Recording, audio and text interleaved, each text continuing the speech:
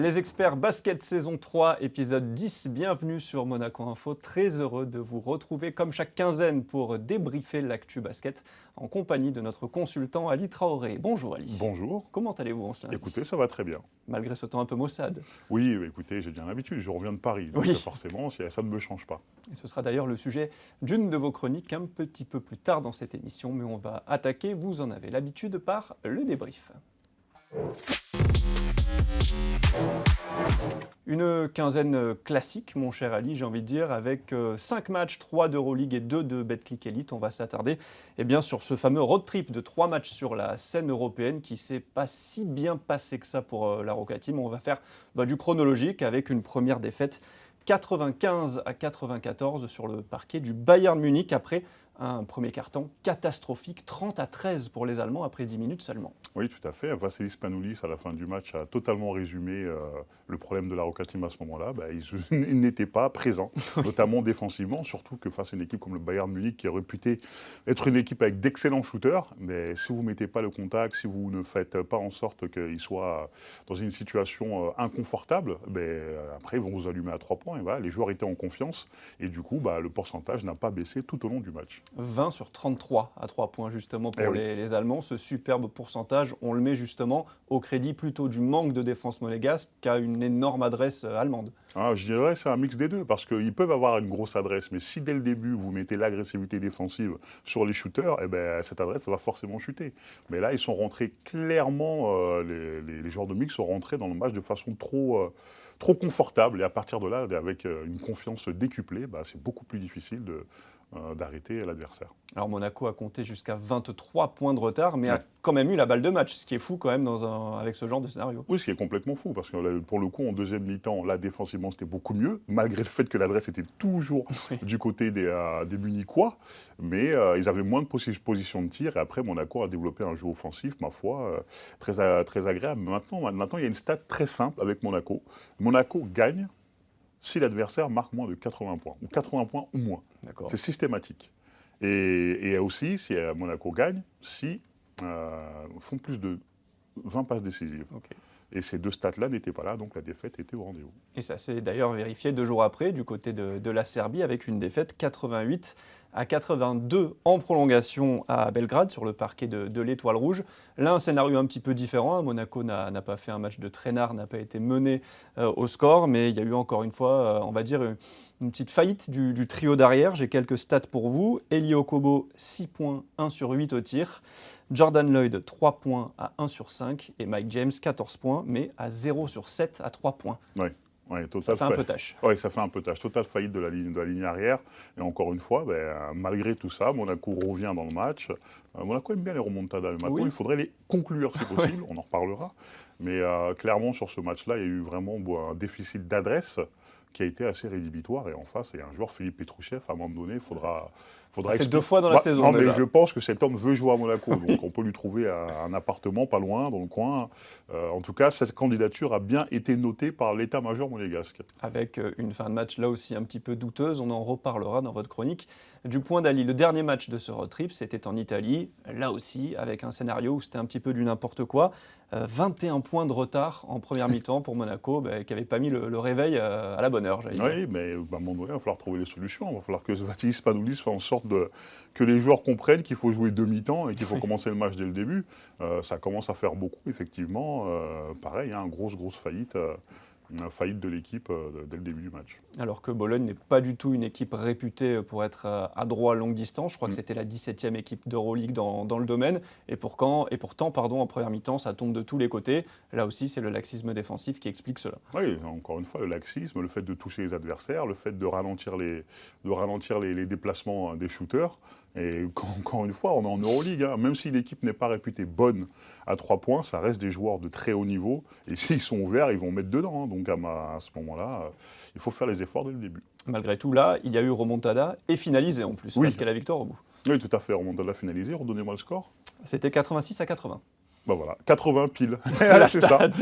C'est la stat qui ne change pas. 80 points ou moins pour l'adversaire, Monaco gagne. Je veux rien dire de plus. Bon, on imagine en tout cas que coach Spanoulis aimerait des matchs un peu plus tranquilles quand même sur les prochaines rencontres d'Euroleague, mais il va y avoir du lourd dans les semaines à venir. Pour la Roca Team, on passe à votre chronique, mon cher Ali, le point d'Ali.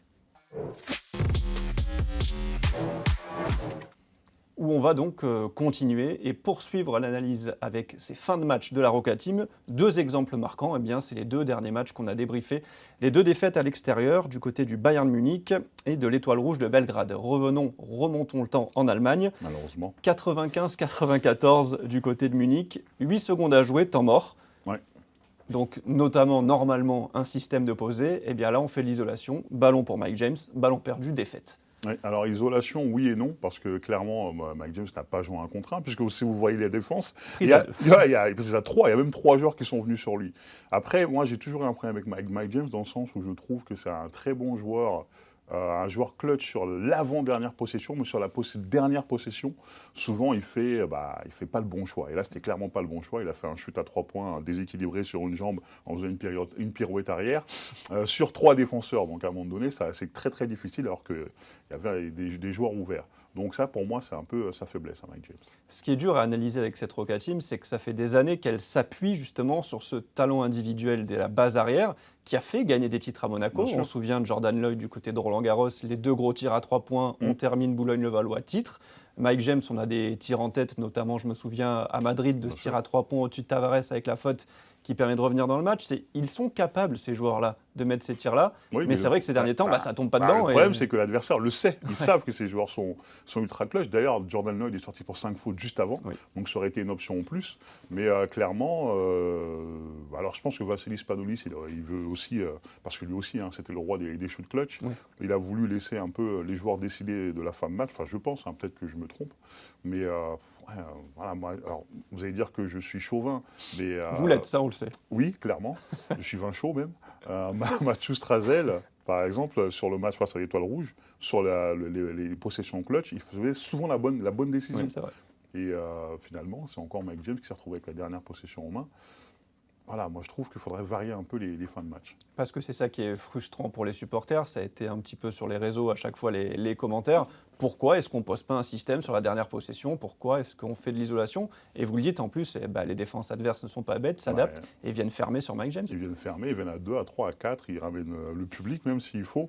Après, c'est à lui d'avoir le discernement. En fait, le coach il fait en sorte que Mike James soit ouvert pour pouvoir jouer, mais après, c'est à lui de faire la bonne décision et de faire la bonne passe au bon moment.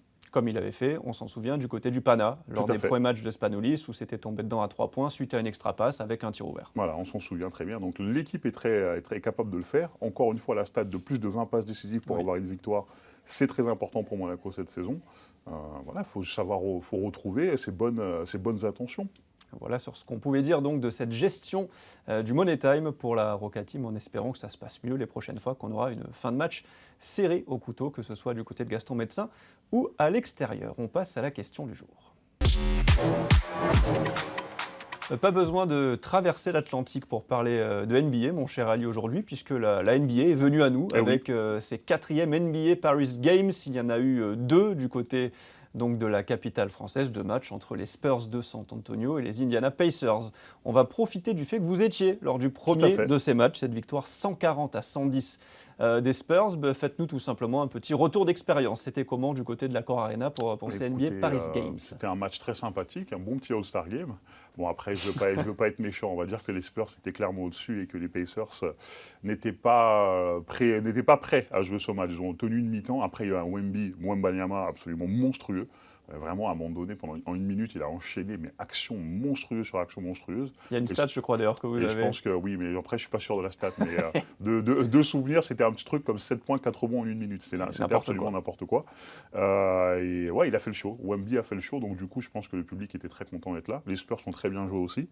Après, l'ambiance était un peu morne. Donc, pas à la hauteur. Pas à la hauteur, l'ambiance, malheureusement, seulement pour Wemby. Mais en tout cas, c'est toujours une belle chose de voir la NBA à Paris. Alors, il y avait eu déjà des précédents. On se souvient de ce match le 2 novembre à Mexico entre Washington et Miami. Il y avait déjà eu, lors des saisons précédentes, des matchs aussi à Londres ou des matchs de pré-saison aux Émirats ou au Japon. La NBA cherche, on le sait, de plus en plus à s'exporter. Oui, tout à fait. La NBA s'exporte, ils aiment bien délocaliser leurs matchs, souvent en pré-saison aussi. Comme on peut voir des matchs à Abu Dhabi, par exemple, il y en a eu à Madrid à l'époque. Oui, clairement, le basket, c'est un sport global et ils veulent que le plus de monde possible puisse voir le grand cirque de la NBA sur leur terre. Alors Adam Silver, le patron de la NBA, à Paris justement, lorsqu'il était là-haut, a été interrogé sur cette grosse rumeur qui enflait la possible création d'une ligue avec la NBA en Europe. Ouais. Qu'est-ce que vous en pensez? C'est jouable, c'est pas jouable? Des franchises en Europe avec les décalages, est-ce que c'est possible tout simplement? Ce serait une division. Alors je pense que ce serait plus une ligue vraiment Europe, c'est-à-dire concurrentielle de l'Euroleague. D'accord. Moi, je trouve ça compliqué parce que vous savez que le basket européen, c'est très difficile du marché américain, très différent pardon, du marché américain. Il n'y a pas tant de clubs que ça, de très très haut niveau. Alors forcément, eux vont vouloir s'implanter dans les grandes villes, Paris, Berlin, Madrid, etc. etc. Pour moi, ça va mettre encore un beau bazar dans le déjà bien bazar du basket européen. Je suis très mitigé, et honnêtement, je ne vois pas vraiment l'intérêt. Autre solution qui avait été évoquée, ce serait une division en fait Europe, c'est-à-dire qu'on connaît les 6 divisions aux États-Unis, 3 divisions conférence Est, 3 à l'Ouest, et là on ferait une 7e division qui serait en Europe, avec des voyages regroupés vers les États-Unis pour ces équipes-là, pour essayer d'éviter les décalages et tout ça. Pareil, option difficilement réalisable. Ça c'est pas nouveau, parce que à l'époque du regretté David Stern, il y avait déjà cette idée-là d'avoir une division européenne dans les grandes villes européennes. Alors moi, je trouverais que autant une ligue européenne, je trouve ça bizarre, mais une division européenne, ça me choquerait moins, dans le sens où les joueurs partiraient en road trip et ils resteraient en Europe pendant un petit moment pour jouer plein de matchs. Oui, moi je pense que c'est quelque chose qui peut être envisageable, en sachant que la NBA a besoin d'expansion. Ils ont besoin de plus d'équipes. Et il y a tellement de talent maintenant, le basket est tellement global, vous voyez maintenant les 3-4 meilleurs joueurs ils sont européens, ça peut faire du sens. Dernier MVP, on s'en souvient de saison régulière, c'était James Harden. Ça commence à remonter quand on est américain. Effectivement. Si on se met de l'autre côté, là on avait l'analyse un peu du côté européen, et si on se met côté Euroleague, on voit tous ces rumeurs qui enflent, on se dit quoi? C'est pas un mauvais message qu'on envoie? Un bon message, pardon. C'est pas un bon message, clairement. J'ai croisé le président de l'Euroleague à l'hôtel hier, et effectivement, lui aussi, il se pose des questions. Il s'est dit, il entend des choses et d'autres, mais pour l'instant, il n'y a rien de vraiment très concret. Mais clairement, ce serait une concurrence pas très bienvenue pour l'Euroleague.